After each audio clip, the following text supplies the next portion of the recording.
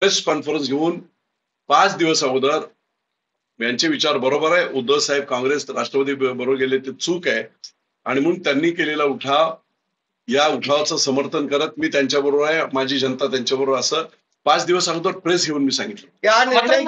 आपल्या बरोबर बापू याला काँग्रेस राष्ट्रवादी बरोबर गेलात म्हणून त्यावेळेस एकनाथ शिंदेने उठाव केला. आता तेच अजित पवार तुमच्याकडे आले. एकनाथ शिंदे अजितदादांचं कौतुक करतात बारामतीमध्ये येऊन. तुम्ही म्हणता की नाही एकनाथ शिंदे आमचे नेते आहेत. अमित शहा अजितदादांचं अलायन्स सगळं तुम्ही जरा भाषण काढा ना पाठीमागची. अजित पवारांनी एकनाथ शिंदेबद्दलचं एक मोठं वक्तव्य त्याचं. अरे काय कुणाच्या वडिलांनी पक्ष स्थापन केला, शिवसेना कुणी वाढवला, कुणी हे केला, हे बरोबर सगळ्या अख्ख्या महाराष्ट्राला जगाला माहित असताना चिन्हासकट पक्ष पळवून नेला. बरोबर आहे काय? त्यांनी काय केलं? त्यांचंच भाषण. एवढ्या राजकारणात वेगवेगळी भाषणं वक्तव्य होत असतात टाइम टू टाइम. मला एक कळते, मी प्रामाणिक आहे. लोकांची जी प्रामाणिक इच्छा आहे त्या इच्छेला साथ देण्याचं काम, शेवटी निर्णय काय लागेल तो लागेल, पण त्यांना मतदान करण्याची संधी देण्याचं काम, ते कर्तव्य मी करतोय म्हणून मी हे करतोय.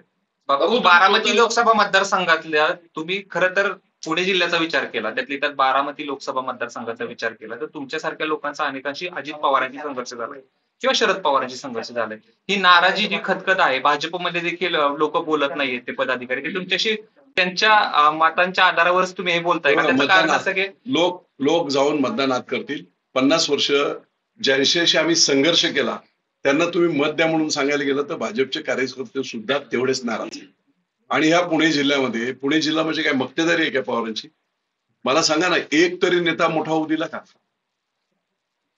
प्रत्येक नेत्याचे पाय कापण्याचं काम यांनी केलेलं आहे. आमच्याशिवाय मग फक्त बारामती लोकसभा मतदारसंघ नाही, पुणे जिल्हा दुसरं कोण नाही, आम्हीच. अशा पद्धतीने त्यांनी मग ते पिंपरी चिंचवडला असेल, पुण्यामध्ये असेल, ओव्हरऑल सगळा जिल्हा परिषद असेल, सगळीकडे जो साखर कारखाने असतील, कोऑपरेटिव्ह असतील, बँका असतील, ते बनवलेत कोणी? कारखाने बनवणारे वेगळे, बँका बनवणारे वेगळे, खस्ता खाणारे वेगळे, आता तिकडे बाप बनवून बसणारे वेगळे. खतखत आहे सगळ्या लोकांच्या मनामध्ये. खतखत आहे बापू, परंतु या निर्णयामागं आपले गुरु कोण? माझी सामान्य जनता.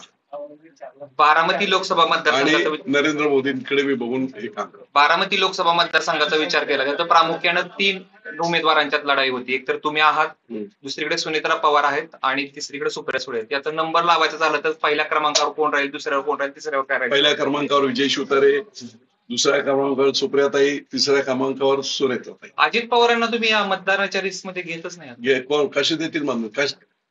अजित पवारांना मतदान का करावं? काय केलंय पुरंदरसाठी, काय केलंय भोरसाठी, काय त्यांनी केलेलं आहे? केलं काय नाही, उलट त्यांना लोकांना पाय कापण्याचं काम त्यांनी केलेलं आहे. सगळे नेते मोठे होते म्हणून मागे सांगितलं की थोपट्यांवर अन्याय कोणी केला, दादावर अन्याय कोणी केला, हर्षवर्धनवर अन्याय कोणी केला, खाली राहुल कुल साहेबांवर अन्याय कोणी केला, सुभाष कुल असताना अन्याय कोणी केले? कुठे नाही. सर्व ठिकाणी आपलं वर्चस्व राहून नेता उपजूनच द्यायचा नाही, त्याला मारून टाकायचा. हे फक्त त्यांनी इथे नाही केलं, पुण्यात सगळ्या महाराष्ट्रातले प्रमुख मराठा नेते, सोमेश्वर कोणी बनवलं, काकडेंनी बनवलं, माळीनगर कोणी शेंबेकरांनी बनवलं, जाचकांनी छत्रपती बनवलं, खाली शितोळे त्यांनी दौंड बनवलं. ही सगळी बँका कोणी केल्या? VSI वसंतदादांनी केली. कुठे आहेत लोक आता? आज काय सगळं ताब्यात कोणाचे? त्यामुळे ही खतखत कुणाला वाढूच द्यायचं नाही महाराष्ट्रामध्ये. अगदी शंकरराव खोल्यांपासून बाळासाहेब विखे पाटलांपासून सगळ्यांना धारेवर धरण्याचं काम त्यांनी केलं. मी एकदा मध्ये मी एका इंटरव्ह्यूत बोललो होतो, 1998 नंतर कुणी मुख्यमंत्री झाला तरी 2014 पर्यंत देवेंद्र फडणवीस जोपर्यंत मुख्यमंत्री झाले नाही तोपर्यंत सत्तेचं सेंटर बारामतीच होतं. कुणी विलासराव झाले तरी सत्तेचं सेंटर हेच होतं, सुशील कुमार झाले तरी सत्य, सिल्वर ओकवर जाऊन बोलायचं अलायन्सची गव्हर्नमेंट 15 वर्ष, सगळं काय सत्तेचं सेंटर तेच होतं. बापू मला आता सांगा, तुम्ही असं म्हणताय की नाही नमो विचार मंच केलेला आहे, अजित पवारांना भाजपनं घेतलं त्यावेळेस विजय शिवतारेंना या मतदारसंघामध्ये विचारायला हवं होतं, कारण भाजपनं ही तडजोड केली आहे का अजित पवारांसोबत? तुम्ही असं म्हणता ना? तुम्हाला एकच सांगतो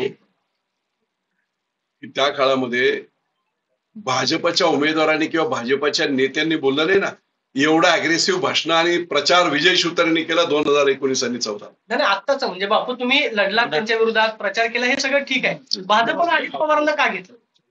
त्यांच्यावरती आरोग्य ते मला विचारता घेतलं त्याला सोडून दुसरा प्रश्न विचारतो बापू. 10 दिवसापूर्वी तुम्ही बारामतीमध्ये आला होता. आज 13 तारीख आहे. 2 तारखेला हा मेळावा झाला. त्याच्यामध्ये तुम्ही असं बोलला होता की आधी विधानसभेचं ठरवा मग लोकसभेचं काम करू. या 10 दिवसात मी परत सांगतो, लोकांची मानसिकता पाहिल्यानंतर मी हा निर्णय घेतला. लोकांची डिमांड आहे म्हणून मी हा निर्णय घेतला. आणि परत माझ्याही लक्षात आलं, विधानसभा 6 महिन्यानंतर कोणी सांगितलंय काय होणार आहे. विधानसभेचा आणि याचा काही संबंध नाही, त्यामुळे हा निर्णय एक लक्षात घ्या. बारामतीतल्या म्हणजे अजित पवारांना किती आधुनिक आहे. विजय शिवतारे माजी मंत्री आहे स्टेजवर, मुख्यमंत्री आणि उपमुख्यमंत्री एक प्रोटोकॉलचा भाग म्हणून नाव घेऊ शकतात, पण अजित पवारांना लाज वाटते विजय शिवतारेंचं नाव घ्या. ते बघा, तुम्ही व्हिडिओ शूटिंग बघा, त्यांनी सगळी नावं घेतली पण विजय शिवतारेंचं नाव घेतलं. बापू याला असं म्हणायचं का की माहितीच्या विरोधामध्ये नाही, विजय शिवतारेंची अजित पवारांशी वैयक्तिक लढाई आहे? नाही, मतदारसंघाची पवारांच्या विरुद्ध लढाई. ही लढाई पवार वर्सेस लोकसभेतील, बारामती लोकसभेतील मतदार, अशी लढाई. या लढाईत तुम्ही म्हणताय बापू, तुम्ही बिभीषण आहात या लढाईमधले, रावण कोण आहे मग? आता कोण, आता बिभीषण म्हटलं तर रावण कोण समजा तुम्ही. शेवटचा एक प्रश्न विचारतो. आता कशाला शब्दात अडपा. मी एवढंच सांगितलं की ही लढाई पवार वर्सेस अख्ख्या मतदारसंघातील सामान्य जनता. एक शेवटचा प्रश्न विचारतो, यांच्याशी काही भेटी झाल्यात का? त्यांच्याशी काही बोलणं झालंय? हे काय तुम्हाला सांगू का मी?